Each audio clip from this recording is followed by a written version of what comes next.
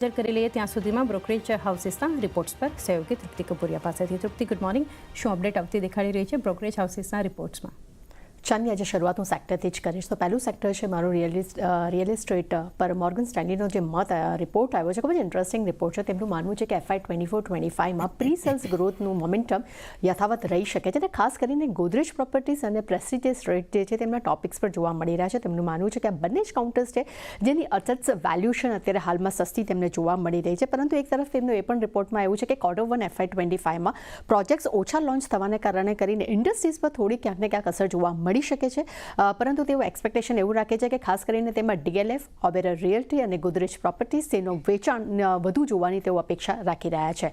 ત્યારબાદ steel sectors પર આપણે ઇન્ક્રેડનો રિપોર્ટ જાણીશું. અહીંયા તેમને ટાટા સ્ટીલ અને સેલ માટે તેમને વેચવાલીની સલાહ આપી છે, પરંતુ સામે તેમને NMDC અને ઇન્ડિયન પેલેટ મેકર્સ જે છે તેના માટે તેમને ખરીદારીની સલાહ આપી છે. તેમનું માનવું છે કે ચાઇનીઝ સ્ટીલ્સનું જે ઉત્પાદન સતત વધતું રહ્યું છે તેને કારણે કરીને સ્ટીલ સ્પ્રેડ્સમાં હવે ઘટાડો આવ્યો છે. તેનું ઇમ્પેક્ટ જે છે તે માર્કેટ પર જોવા મળી રહ્યું છે, જેને કારણે કરીને વૈશ્વિક કિંમતોમાં એક મંદી આવતી જોવા મળી છે.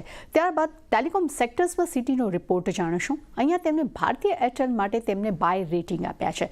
લક્ષ્યાંક પર નજર કરીએ તો તેમને ₹1520 પ્રતિ શેર કર્યા છે. ઇન્ડસ ટાવર્સ માટે પણ આપણને બાય રેટિંગ જોવા મળ્યા છે.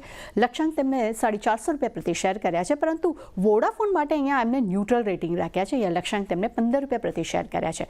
તેમના રિપોર્ટમાં જણાવ્યું છે કે 5G મોનેટાઇઝેશનની જે સ્પીડ છે તે આવનારા સમયમાં વધી શકે તેવી તેઓ અપેક્ષા રાખી રહ્યા છે. અને ઇન્ડસ ટાવરમાં ફરી ડિવિડન્ડની તૈયારી કરી રહ્યા છે કંપનીના માટે કરીને, ખાસ કરીને ઇન્ડસ ટાવર્સ તેમના ફોકસમાં છે. ત્યારબાદ ICICI બેંક પર જેફરીઝનો રિપોર્ટ જાણીએ. અહીંયા આપણને બાય રેટિંગ આવતા જોવા મળ્યા છે.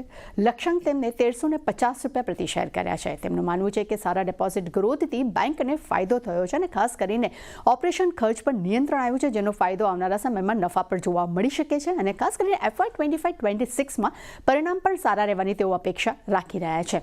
ત્યારબાદ નજર કરી લે મન્નપુરમ ફાઇનાન્સ પર. અહીંયા CLSA તરફથી આપણને બાય રેટિંગ જોવા મળ્યા છે. લક્ષ્યાંક તેમને વધાર્યા છે. તેમને ₹240 પ્રતિ શેર કર્યા છે.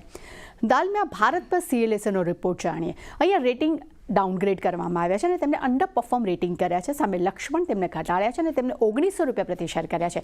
તેમનું માનવું છે કે કંપનીનો ગ્રોથ છે તે ઘટવાના અનુમાન જોવા મળી શકે છે. તેનું મુખ્ય કારણ એ છે કે NCLT દ્વારા JPAની નાદારી જે છે તેને એડમિટિંગ કરવામાં આવ્યું છે, જેને કારણે કંપનીનો મધ્યગાળામાં જે ક્ષમતાનો લક્ષ્ય જે છે તે ઘટી શકે છે, જેને કારણે કરીને દાલમિયા માટે આપણને એક નેગેટિવ રિપોર્ટ જોવા મળ્યો છે. ત્યારબાદ નજર કરી લઈએ ટાટા મોટર્સ પર. JP મોર્ગનનો રિપોર્ટ જાણે. અહીંયા આપણને ઓવરવેટ રેટિંગ જોવા મળ્યા છે. લક્ષ્યાંક તેમને ₹1115 પ્રતિ શેર કર્યા છે. તેમનું માનવું છે કે 2024માં JLR માટે ટ્રેક્ટર વેચાણ જે છે તેમાં 21% YY ધોરણે ગ્રોથની તેઓ અપેક્ષા રાખી રહ્યા છે. અને સૌથી અગત્યની વાત છે કે US, UAE અને ચાઇનામાં JLR રિટેલ વેચાણ જે તે મે મહિનામાં તેને આઉટ પરફોર્મ પ્રદર્શન આપ્યું છે. ત્યારબાદ SBI કાર્ડ પર મોર્ગન સ્ટેન્લીનો રિપોર્ટ જાણીશું. અહીંયા આપણને ઇક્વલ વેટ રેટિંગ જોવા મળે છે. લક્ષ્યાંક તેમને ₹750 પ્રતિ શેર કર્યા છે. એટલે ઓવરઓલ આ બધા જ બ્રોકરેજ રિપોર્ટ જે આવ્યા છે ચાંદની, જેમાં દરેકમાં આજે આપણને સારી એવી એક્શન જોવા મળી શકે છે. જી તૃપ્તિ, આભાર.